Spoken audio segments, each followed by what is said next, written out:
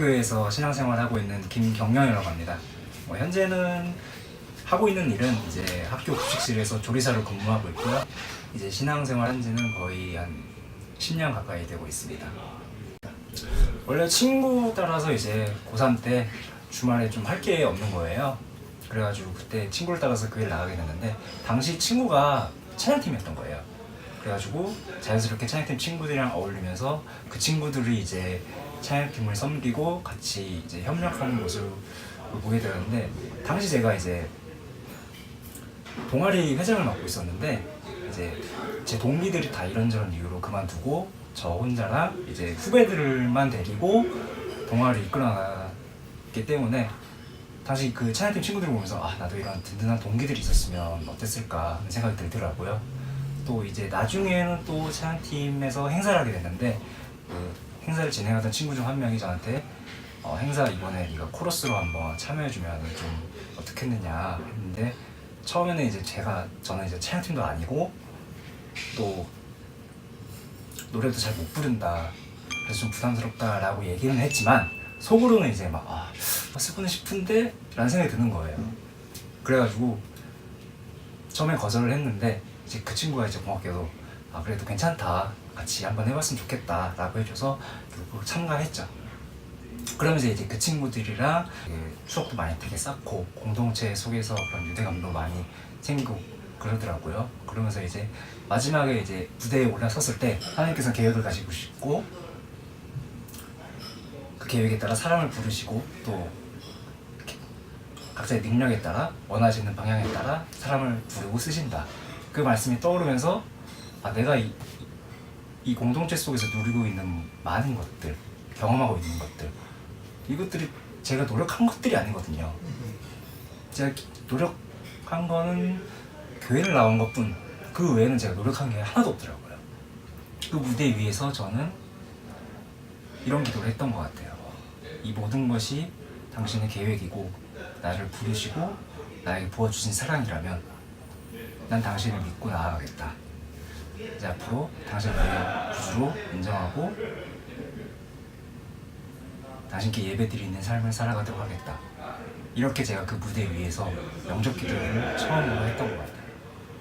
이제 제가 예전에 다니던 교회에는 이제 생수의 강이라고 지금 우리 교회를 치면 TD 같은 그런 수련회가 있어요. 분 중에 한 분이 하나님의 음성에 대한 설교를 하셨는데 그런 말씀을 하시는 거예요. 하나님의 음성을 듣는 것은 하나님이 직접 당신에 위해 뭔가 소리를 내는 게 아니다. 물론 그러한 경우도 있긴 한데 보통은 너의 마음을 울리는 생각을 주신다 라는 말씀을 하시더라고요. 당시 제가 기도를 했는데 당시 제가 기도를 하면서 이런저런 생각이 드는 거예요. 근데 이 생각들이 그냥 내 상상인지 아니면 그냥 다른 무언가이신지 헷갈리더라고요. 근데 마침 그 설교를 들으면서 이게 내가 기도하면서 들었던 생각들 중엔 하나님의 말씀이 있었을 수도 있겠다 라는 확신이 들더라고요.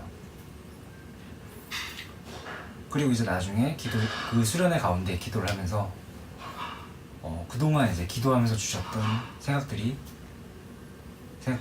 그리고 말씀들이 다 떠오르면서 되게 눈물이 많이 나더라고요.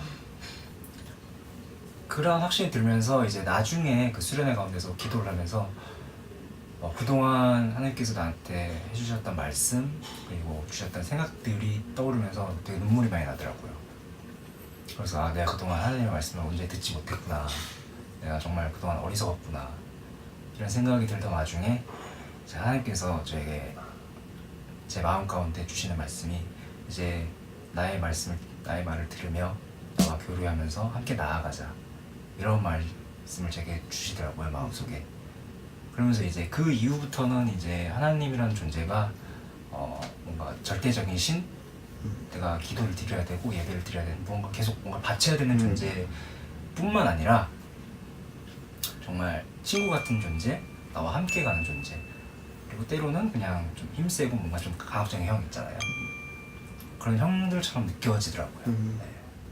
이제 제가 한때 우울증을 겪었을 때가 있어요. 네, 우울증이 왜 찾아왔느냐면 당시 제가 교회 사람들이랑 같이 사업을 하나 했는데 그게 한 2년 동안 했는데 2년 동안 휴학한 상태로 그걸 하게 됐는데 이제 2년 동안 장사도 잘 안 되고 또 집안에선 이제 복학하라고 복학에 압박이 들어오고 그렇게 해서 그런 것들 때문에 스트레스가 계속해서 쌓이다 보니까 이제 결국은 우울증까지 갔죠. 주변의 권유로 이제 정신과 한번 상담을 받아봐라. 그래서 상담을 받으면서 진대가 나아지긴 했는데 그 와중에 같이 일하던 친구가 이제 당시에 그 친구랑 저랑 2교대로 일을 했어요. 제가 오전에 하면 그 친구가 오후에 하고 내가 오전에 하면 이게 했나요? 네. 제가 오전에 하면 그 친구가 오후에 하고 내가 오후에 하면 그 친구가 오전에 하고 이렇게 서로 필요에 따라서 바꿔가기도 했는데 이제 그 친구가 오후에 할 때 이제 주어진 시간보다 일찍 문을 닫고 가버리는 거예요. 그런 경우가 종종 생겼는데 이제 그것도 저한테도 걸리고 또 주변에서 제보가 막 들어오는 거예요. 그래서 참다 결국에는 뭐라 했지, 우리가 열심히 해도 잘 파네, 이렇게 해서 되겠느냐. 그래서 그 친구 뭐라 하고 또 그 친구도 알았다, 열심히 하겠다 라고 했지만 이제 그 이후에도 이제 몇 번 또 일찍 나가고 그걸 또 제보를 받는 그런 경우가 생기더라고요. 근데 그것뿐만이 아니라 좀 마음이 되게 어려웠던 건 그 제보를 해둔 친구들조차도 당시엔 그 친구가 같이 놀고 있었던 거예요. 네. 그래서 마음이 어려웠고 또 당시에 사역도 하고 있었고 사역도 되게 원래 계획과는 다르게 너무나 어렵게 흘러가가지고 사역도 그렇고 사업에서도 너무나 힘들었던 와중이었는데 이제 제가 당시에 월요일날 정신과 상담을 항상 그날 받아요. 왜냐면 그 친구가 오후에 출근하기 때문에 저는 퇴근하자마자 바로 이제 상담을 받으러 가게 되는데 그 친구가 이제 월요일날 오후에 출근을 해야 되는데 그 전날 일요일날 새벽에 저 자고 있을 때나 아니면 출근하기 30분 전에 못 온다고 이렇게 얘기를 해버리는 거예요. 그러니까 이제 정신과 상담은 못 받고 또 당일 취소해버리면 그 진료비도 환불을 못 받고 이게 몇 주간 계속되다 보니까 사람이 미치는 거예요. 그렇게 하다가 결국에는 어느 순간에 그렇게 해서 스트레스가 또 저는 또 상처받고 힘들어하고 이러던 와중에 학교에서 교수님 문자가 저한테 직접 온 거예요. 너 복학할 때 됐는데 복학 언제 할 거냐. 그 문자를 보자마자 당시 제정신이 아니었던 거죠. 그 문자를 보자마자 복학하겠습니다. 바로 문자를 보내고 그 다음날 그 친구를 비롯해서 그동안 지내왔던 사람들 모두 연락을 끊어버리고 복학하러 내려가 버린 거죠. 그게 솔직히 이겨내기라기보단 그냥 시간이 지나면서 굳어진 것 같아요. 그냥 복학하니까 이제 우울증의 치료하는 방법 중에 하나가 그냥 그 우울증을 불러오는 원인으로부터 멀어지는 것도 있잖아요. 복학을 하고 그냥 이제 내 삶에만 집중하자. 그러면서 학교 일에 열심히 학교와 취업에 좀 에너지를 쏟다 보니까 그건 자연스럽게 잊혀지게 되고 보면 삶이 되게 스펙타클해진 것 같아요. 왜 흔히 이제 하나님을 믿는 것, 예수님을 따라 살아간다는 것은 편안한 게 아니다, 고난을 받는 것이다 라는 말씀들을 많이 하시잖아요. 그런 면에서 봤을 때 교회를 다니기 전엔 되게 평범하고 조용한 삶이었는데 이제 하나님을 믿고 교회를 다니고 하나님을 믿은 이후부터는 긍정적으로든 부정적으로든 되게 다양한 삶을 살아온 것 같아요. 다양한 우여곡절을 겪으면서 다양한 일들을 겪으면서 그렇게 살게 됐는데 그 삶 속에서 때론 내가 영웅이 되기도 하고 또 악당이 되기도 하고 하지만 그 안에서 하나님과 함께 하면서 하나님을 의지하면서 나아간다는 것이 제 삶의 가장 큰 변화라고 생각을 해요. 제가 한테 우울증을 겪었을 때 가장 크게 느낀 게 뭐냐면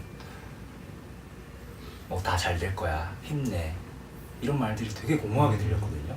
근데 그런 것보다 차라리 그냥 내 말을 끝까지 들어주고 그냥 이해해 줬을 때 그때 되게 큰 위로를 많이 받았어요. 그런 면에서 내가 그렇게 위로를 받고 사랑을 받았듯이 내 삶에 대해 이해해주고 공감해주는 삶을 살자. 그럼으로써 이제는 이웃을 사랑하는 또 다른 방법을 실천하는 사람 중에 하나로서 살아가자. 이게 제 앞으로의 다짐입니다.